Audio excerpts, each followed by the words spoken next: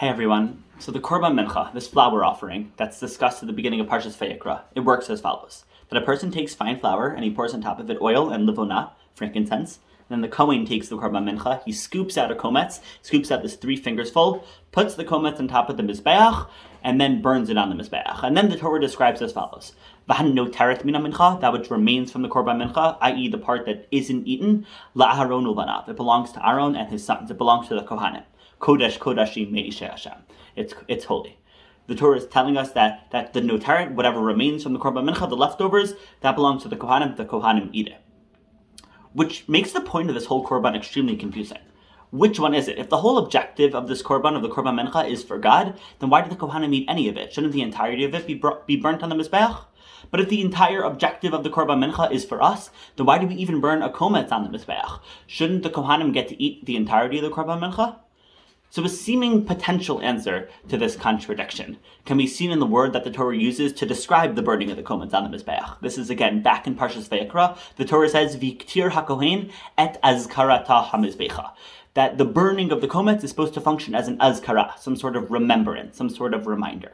Now many understand this reminder as being a reminder to God, that the burning of the kometz is a form of prayer. It's a way of us asking Hashem to remember us and to benefit us. But the azkara here can also be not necessarily a reminder to God, but a reminder to ourselves. So what exactly is it that through the burning of the kometz on the Mizbeach we're supposed to be remembering? Rav Hirsch, he points this out when speaking about the Korban Mincha, that the whole goal of the Korban Mincha, the ultimate purpose of the Korban Mincha, is for the Kohanim to eat it. Why? Because by the Kohanim eating flour, which is the life source of the world, and them eating this flour in a state of Kedusha V'Tara, then we're reminded that the whole purpose of this world is not to abstain from it, but rather to engage in it in purity. That we're supposed to use this entire physical world as a means of avodas Hashem. But it's super easy to forget this. The idea that we're supposed to use this physical world, but only in a specific way, takes a level of mature nuance that isn't always natural. And if we were to be handed the entire physical world on a silver platter, we would likely end up using it to serve ourselves instead of using it to serve God. So what we do is we first burn a kometz. We burn a little bit of the korban to remind ourselves that the entire point of this korban is ultimately for the sake of serving God. And yes, the ultimate goal is for us to eat it and our eating to be service of God instead of us abstaining from it and the abstaining of it being service of God. But sometimes we need to sacrifice a little for the sake of the rest. And a small bit of the korban needs to first get burnt towards God as a reminder, as an azkara, that we need to use the noteret, we need to use what is left over as a means of us serving God. Now, why am I bringing up the Korban Mincha? Because we also have a Korban Mincha that appears in this week's Parshat, in Parshat Shmini.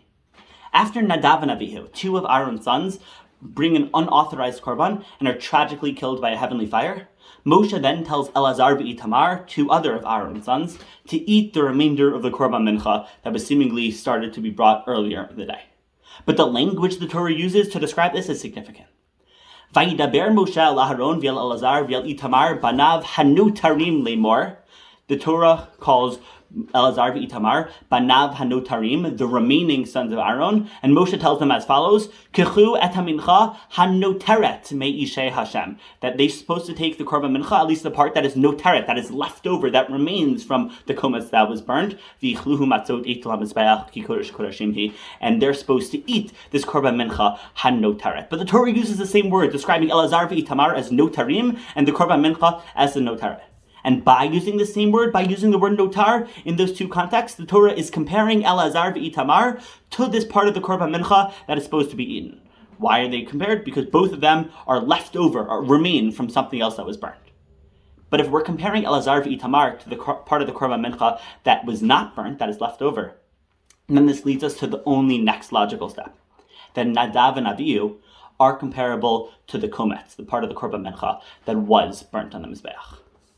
Now, the Torah never explicitly tells us why Nadav and Avihu died. There are debates whether or not they sinned, and if they did sin, what exactly their sin was, but the fact that the Torah doesn't settle any of these debates means that what is important is not why Nadav and Avihu died, but rather only the fact that they died. All we know is that they died, that they were consumed by a heavenly fire. Just like we only know about a kometz, that it is burnt on the Mizbeach. They died, and others were left over. Nadav and Avihu were the azkara, while Elazar and Itamar were the notarim. Now, if we're correct about our understanding of the Korban Mincha that we mentioned earlier, Then the Torah's comparison between the Korban Mincha and the sons of Aaron teaches us a whole new level about the death of Nadav and Abihu. Ideally, the Torah is teaching us, people shouldn't prematurely die. God made us alive because he wants us to live. But he wants us to live lives that aren't self-serving, but rather that are filled with Kedusha and Avodas Hashem. And just like the komets of the Korban Mincha, we sometimes need to sacrifice a little for the sake of the rest. Sometimes we need an azkara, we need a reminder, so that the noteret remembers what exactly its purpose is. Now, whenever tragedy strikes, especially death, whether it's Nadav v'Avihu, whether it's the Holocaust, whether it's October 7th, it's never healthy to ask Lama, why did this happen? What did these people do to deserve to die? It's a question we'll never be able to answer, and therefore it's not healthy to dwell on. But just like the Torah doesn't focus on why Nadav and Abihu died, but rather only on the fact that they died, and then what the aftermath was, we need to do the same in the face of tragedy. As the cliche goes, we shouldn't ask lama, we shouldn't ask why, but rather lima, for what? It happened. I may not understand why it happened, but it happened. So now what? What am I supposed to do going forward? Moshe tells Aaron after the death of Nadav and Abihu the following: Hu asher diber Hashem lemor. This is what Hashem has told you previously. Bikrovai ekadesh, v'al panei kol am ekaved. That Hashem becomes sanctified, ekadesh, through krovai, literally through those who are close to him. But the word krovai is very similar, comes from the same root as the word korban, which connotes that those who become close to Hashem and sanctify Hashem by being offered and sacrificed to him. That Hashem becomes sanctified by people ending their lives from him, by serving as korbanot for him. And only then, the Torah says, v'al panei kol ha'am ekaved. Only then will God's true glory be revealed in the entire nation. Sometimes, unfortunately, there needs to be tragic sacrifice. There needs to be korbanot. There needs to be people who die al Kiddush Hashem as an azkara, as a reminder. That the ultimate goal is for us, the noteret, those who remain, is not to also die, but it's also not for us to simply live, but rather for us to live al Kiddush Hashem. Dying al Kiddush Hashem is not the ideal, but unfortunately it is a necessary evil. Because sometimes by seeing how others die is the only way to remind ourselves how we are supposed to properly live. We don't know why, but for some godly ordained reason, everyone alive today, all of us, talking in Torah and watching this video, have been chosen by Hashem not to be the komets, not to be the Nadav v'Avihu, not to be the azkara. We were chosen to be the notara. We were chosen to remain. And it is therefore our moral obligation to ensure that our brothers and our sisters were not korbanot, were not sacrificed in vain.